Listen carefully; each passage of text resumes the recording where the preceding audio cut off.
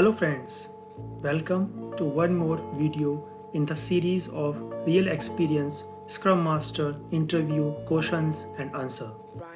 In this interview with JP Morgan, few questions will surprise you if you are not well prepared. So watch whole video till end. Hey friends, my name is Sunan Sharma. I am an agile consultant by profession, and if you are visiting our channel Career Talk first time, make sure you hit the subscribe button. When you subscribe to this channel, you will get 3 benefits. For your next Scrum Master interview, you will be more confident after watching real world Scrum Master interviews, questions and answers from large multinational companies, which I am posting regularly. You will learn more about different exams, certifications like PSM, CSM, PMI, ACP, Scaled Agile. And the third benefit is you will learn a lot from videos on agile methodologies along with different frameworks like Scrum, SAFe and Kanban. Every single week, I will upload at least one video for you. So click on subscribe button right away and make sure you hit the bell icon to turn on the notification. At the end of the video, if you like my efforts, please hit like button. Your one like is a big motivation for me. So friends, let's get started.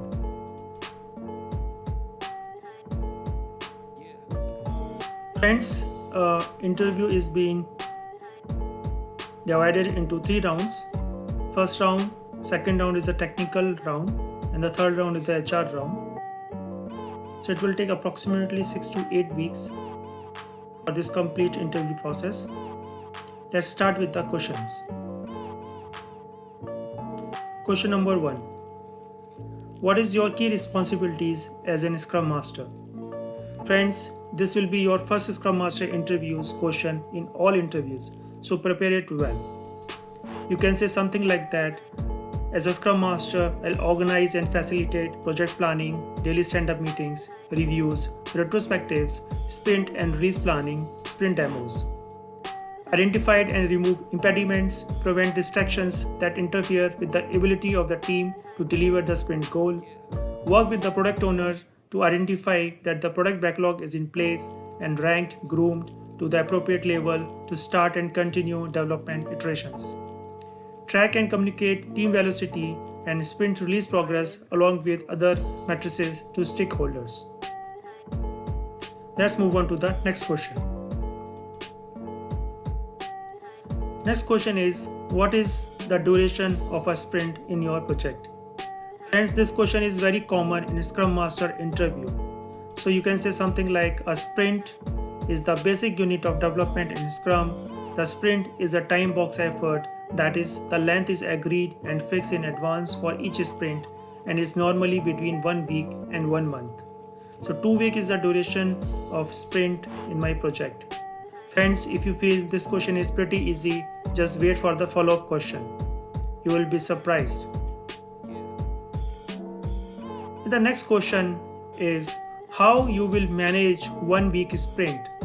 Your Mondays and Fridays will be almost full in meetings, so your team effectively work on Tuesday, Wednesday, Thursday, considering you don't have any other operational issues. Friends, this is surely a Scrum Master interview question for experience. If you have not worked in 1 week sprint, I am telling you honestly, this question will take you off guard. Let's see the answer. When it comes to 1 week sprint, it is more demanding and require a higher predictability. We have no buffer to handle surprises. If a committed story is a bit more complex than expected, we quickly fail to finish it and have the chance to debate about the way to fine-tune our story slicing. Weekly sprints mean we have to use our development efforts very diligently with the time available. This drives us to understand our code and architecture carefully and ensure it makes feature development efficient. It lends purpose to our technical decisions. Identifying opportunities for reuse become a secondary nature. The shorter sprint means bad news travel fast. This helps our team to see problems faster. The sorts of things that become quick to find include blockers, unmet technical dependencies, unplanned work, code quality problems, unstable environments, unexpected team absences. Each iteration is learning opportunity. Sprint retrospectives help to find out what went well, what was not, and what we can do to improve as a team. 1 week sprint giving us this opportunity to discuss about our challenges as early as in 1 week and quick action we can take to overcome those challenges. In a way, we are increasing our learning curve. Let's move on to the next question. As a Scrum Master, what are the different impediments you faced? Give some example of impediments and how you are going to mitigate them. This question you can expect in Scrum Master interview. Lot of time. So let's see the answer. Impediment is a hindrance that obstructs progress of a team. So as a Scrum Master is accountable for removing impediments to the ability of the team to deliver the product goals and deliverables. Impediments can come in various ways, like unclear requirements, project infrastructure issues, project operational issues. Hence, I have described all these points in detail. Let's see. Unclear requirement. Without a doubt, unclear requirements are top challenges for any team. We start on the project with some tactical assumptions based on our team's experience, the best knowledge on that domain. We can then build our estimate based on these assumptions. The key point is to ensure that these assumptions are visible to our project stakeholder by recording them in the RIDA.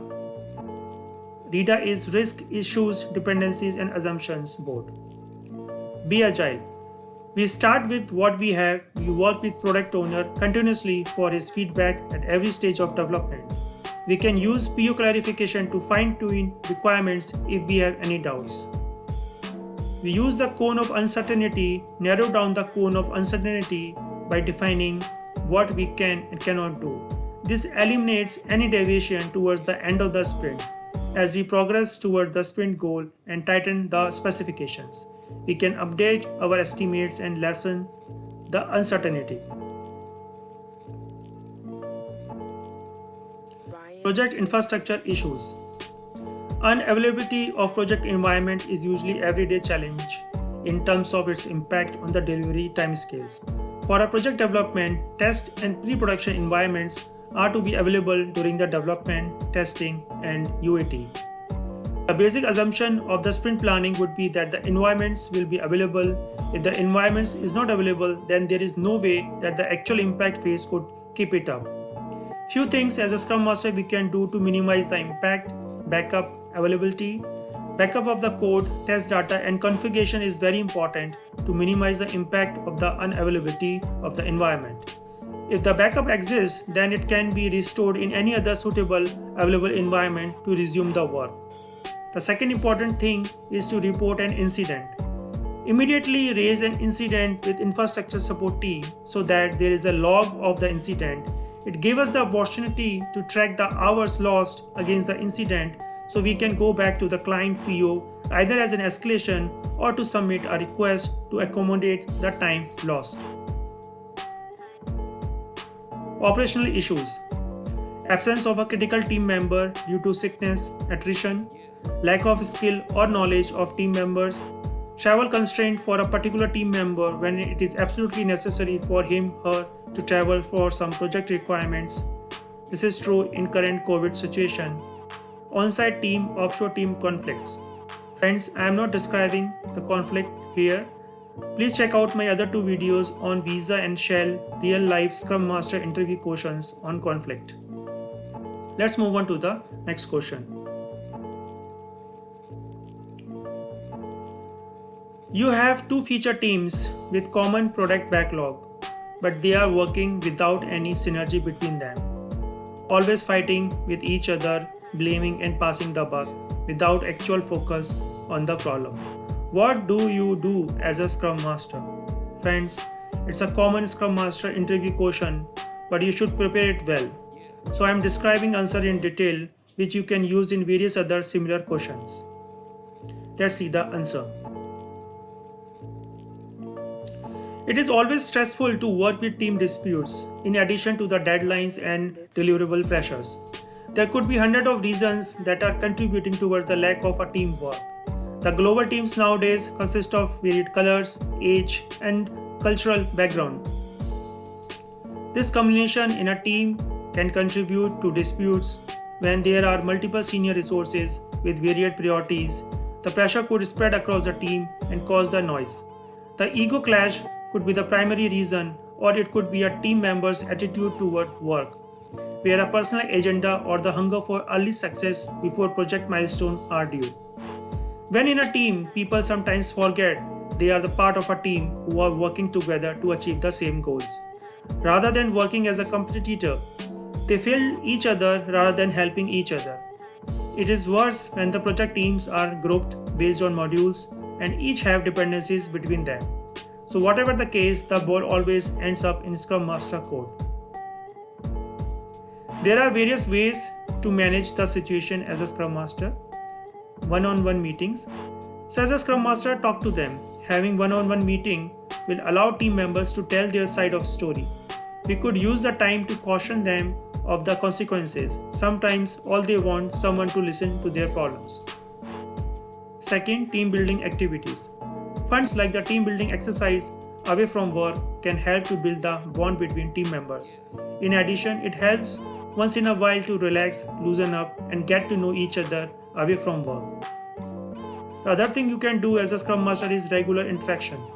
We need to find ways to lighten up the team and build unity. Introducing the fun factor will build the team spirit. Once a month, we can plan team lunches, happy hours after a big stressful race, and some outdoor fun on Friday evenings will be a game changer. Awards in the spirit of the team. We should announce team awards to the outstanding team members who display the best team spirit. This will encourage others to follow. Awards are always the best way to show your team they are recognized, appreciated, and that you care. Move the troublemakers. We need to find the black sheep in the team and assign them independent tasks and areas so that there is no conflict of interest. But we cannot always keep them isolated. Troublemakers should learn team ethics and eventually they will become team players. We should give them ample opportunities to learn from other team members while still keeping the work assignments independent. Onboarding activities. Include team building activities as a part of an onboarding activity. When there is a newcomer in the team, use it as a reason to celebrate. Newcomers have a lot to learn from senior team members. And when it starts on a celebration note, it is easy to carry the relationship. Sense it and solve it. Taking preventive action in a timely fashion can help us to avoid bigger issues at later stage of our project. So be proactive. Let's move on to the next question. Friends, this question is a little tricky, and this is a Scrum Master interview question for experienced. Your project is about to start and you have large backlog and big team with efforts of around 12 team months of work. Which estimation technique you are going to use?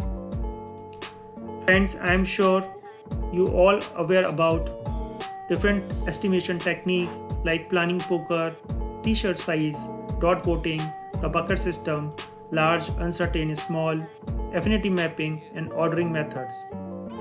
Friends, take a pause, think about the question again, and come up with your own answer. And I am telling you, the answer is not planning poker. So friends, let's see what is the answer. And the answer is bucket system. This method relies on placing different values on a table. We call the placements buckets. But you can just use cards. The value are generally 0, 1, 2, 3, 4, 5, 8 and so on. Although these can be expanded if necessary. Estimators need to take stories and collectively choose which bucket each item falls into. To do this, place cards with the item written on them into the buckets. Before placing each item, it is important to have discussion the feature and requirements of each with the estimator team. All items must be assigned and placed in the buckets upon consensus.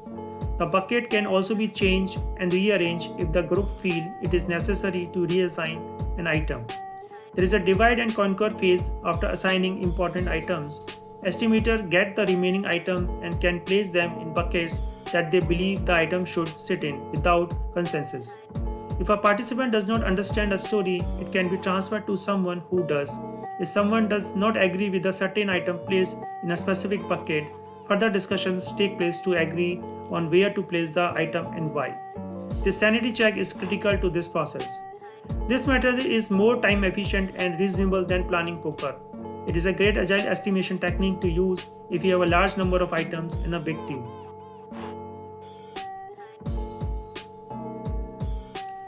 Friends, that's all for this part 1 of this video. Thank you for watching. I am sure you have learned something new today. For more such videos, please subscribe and like. Please press bell icon so you will get notification as I am in progress for creating more real life Scrum Master interviews videos. So thanks for watching.